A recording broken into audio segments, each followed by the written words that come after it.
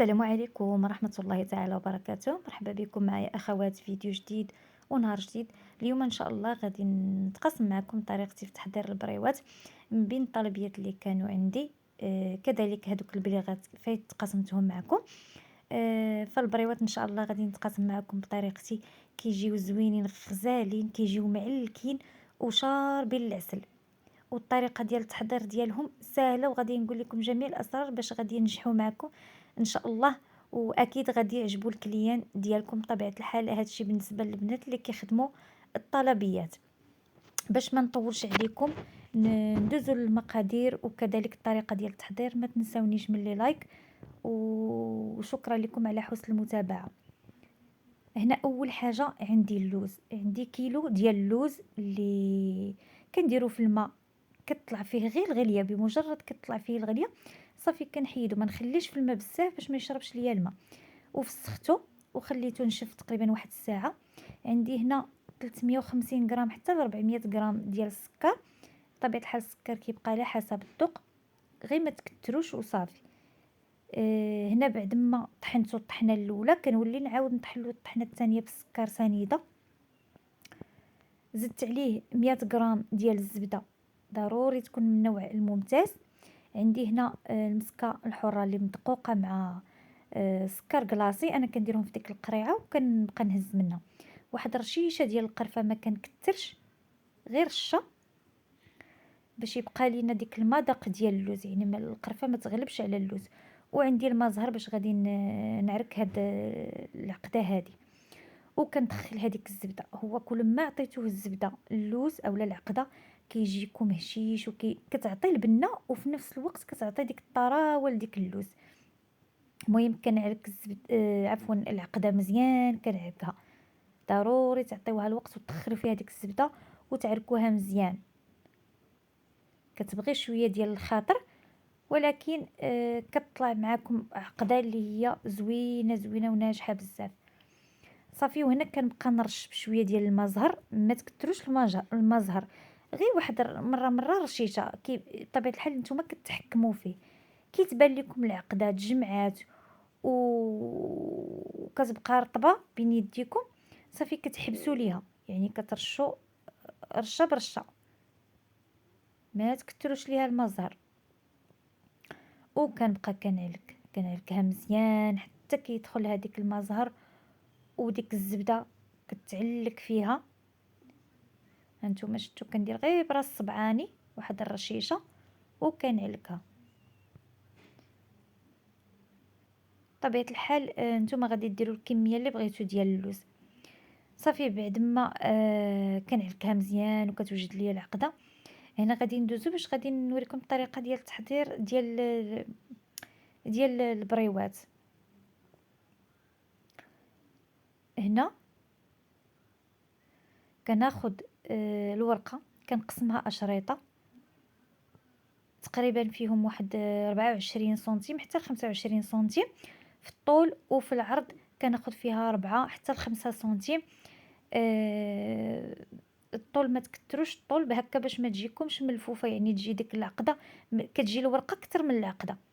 الا كفتوا هذا الطول هذا ديال 25 ولا 24 سنتيم غادي تجيكم البريوه عامره بالورقه، وهذا اللي ما بغيناش. يعني كتاخذوا واحد المسطره وتبقاو تعبروا، ولا سنتيم تعبروا طول 24 والعرض 4 حتى 5 سنتيم. المهم هذه طريقه الخدمه ديالي. شوفوا العقده كي كتجي رطبه وفتيه بزاف بزاف معلكه. كنستف هذوك الشرائط. بطبيعه الحال راه كنجلس على واحد الطابله، ما نقدرش نبقى واقفه لان كتكون كميه كثيره، ما نقدرش نبقى واقفه. واستسمح على شويه ديال الاضاءه لان هنا كان الصباح بكري مع كالجو شويه مغيم، ما كتبانش الاضاءه مزيان، عكس فاش كنصور لكم فوق البوطاجي هكا كتكون الاضاءه. ولكن هنا انا راني جالسه عندي هاد الطابله هذه الارض، كنجلس فيها كنخدم فيها براحتي وكنستف. الوزن ديال كل كره تقريبا كيمشي لي ما بين 5 6 ديال الغرام. ما تفوتوش هاد القياس باش ما يطرطقوش ليكم، لان ملي كتكثروا العقده البريوات كيطرطقوا في القلي، ملي كتجيو تقليوهم كيطرطقوا ليكم. كنلف بهاد الطريقه. هانتوما كنحاول نعطي واحد الشكل بحال شكل كورني، وكنقاد ليه هادوك الجنيبات وكنشد بصبعاني، كنخدم بدوك الصبعان ها نتوما باش كيمشي ليا الحرف مع الحرف بهذا الشكل، وكيجيوني مقادين. كي قلت لكم وإلا بانت لي شي وحده كبيره راني كنقص منها شويه. المهم نتوما بغيتو توزنوا وزنوا، انا شاده عباري هكا غير بعيني، لان الا جيتي تعبري كل كره راه غادي ياخذ لك الوقت كتير كتير، وضروري الحرف على الحرف. غير كتقادوها النوبه الاولى صافي كتمشي لكم يعني بهذا الشكل هذا، وكتلفوا كتحاولوا تقادوا لهذوك الجنيبات، كتوزعوا ديك العقده، تضغطوا عليها واحد الضغطه خفيفه ماشي بزاف، وكتلفوا بهذه الطريقه هذه. راه حتى الشكل ديالها، حتى الشكل ديال البريوات راه كيلعب الدور هكا حتى في المنظر. هي كي قلت لكم ما تكثروش العقده، راهي ما بين الاسباب باش كيطرطقوا البريوات هي كتكون العقده بزاف. يعني عطيتكم القياس ديال كل شريط شحال خصو يكون فيه، والوزن ديال كل كره. انا هنا كنخدم غير بشويه، ولكن راني غادي نقطع التصوير، راه غادي نحاول نزرب هكا باش نسالي دغيا. كنخلي هذاك الشريط من بعد غادي ندهنو باش غادي صافي غادي نجمعها. المهم انا حتى كنطويهم كاملين بهذه الطريقه، عاد كنبقى ندهنهم بابيض البيض، وكن صافي وكنجمعهم. ولا كان بان ليا شي زايد راني كنحاول نحيدو بالمقص. هي هاد الطريقه هذه كتبقى اسهل طريقه، احسن ما غادي تبقاو تخدموا كل وحده بوحدها، وكل شريط تطلقوا على يعني كتطلقوا طلقه وحده، كتطلقوا كاع ديك الاشرطه. وماذا بكم يكون عندكم هكا واحد ليسباس فين غادي تخدموا يكون كبير باش كتخدموا على راحتكم.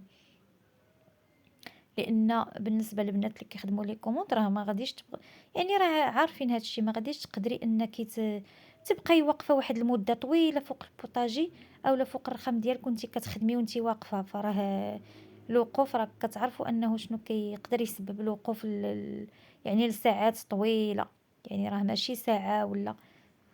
ولكن هذه كتبقى اسهل طريقه. هنا كناخذ ابيض البيض، من الاحسن ندهنو بابيض البيض لانه كيفيكسي لكم ديك الورقه، يعني ما كتضمنوا بان ما غاديش تحل لكم في القلي.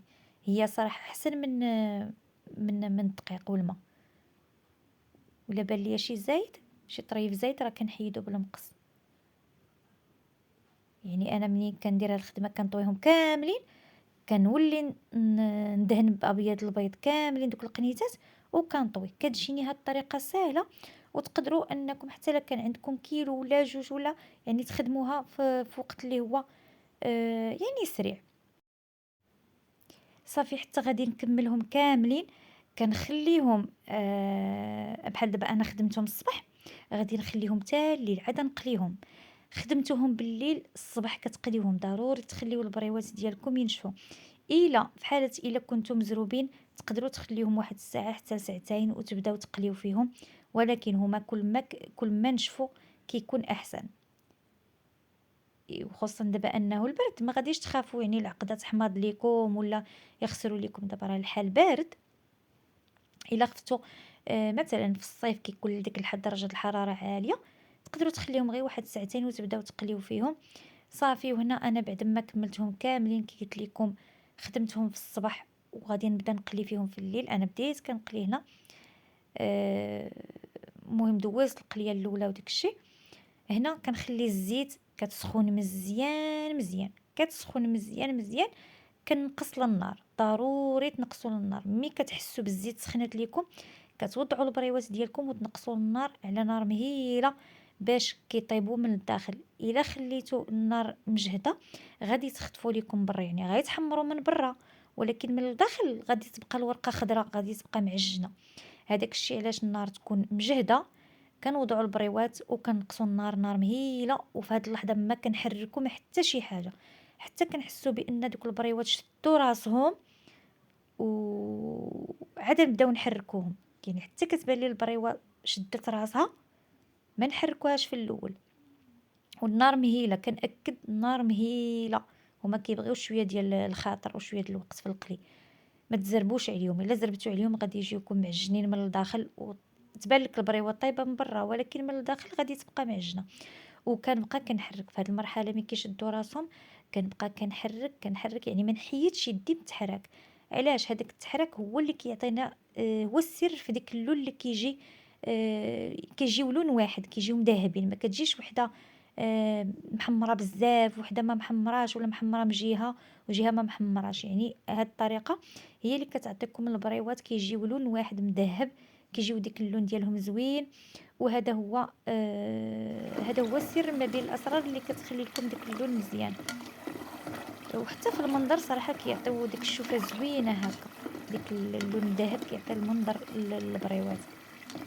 وكنبقى كنحرك وكي قلت لكم النار مهيلة.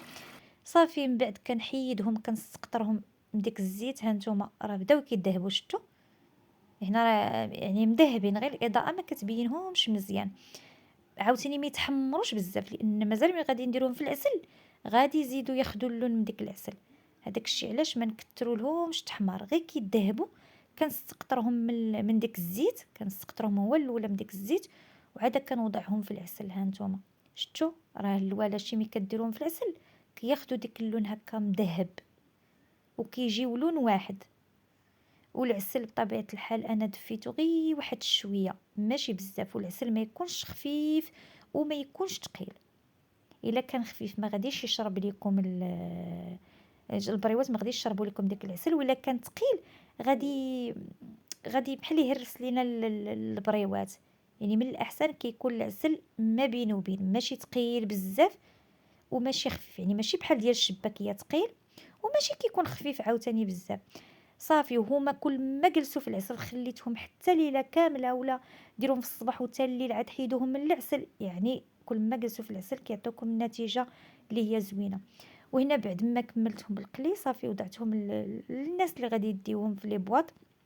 هادو راه ديجا خدمتهم معكم ديال البليغات، كانوا عندي حتى هما بليغات، وكان عندي مقروط ان شاء الله نشاركو معكم. صافي وكيكون الشكل ديالهم هما هادو، شوفوا كيجيو معلكين غزالين. الطريقه ديال الطياب ديالهم وريتكم السر من الاسرار باش غادي ينجحوا معكم ان شاء الله.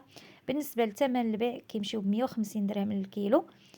طبيعه الحال كيبقى على الثمن على حسب كل مدينه. نشكركم على حسن المتابعه، ونتلقى معكم فيديو جديد ووصفات جديده. شكرا لكم على حسن المتابعه.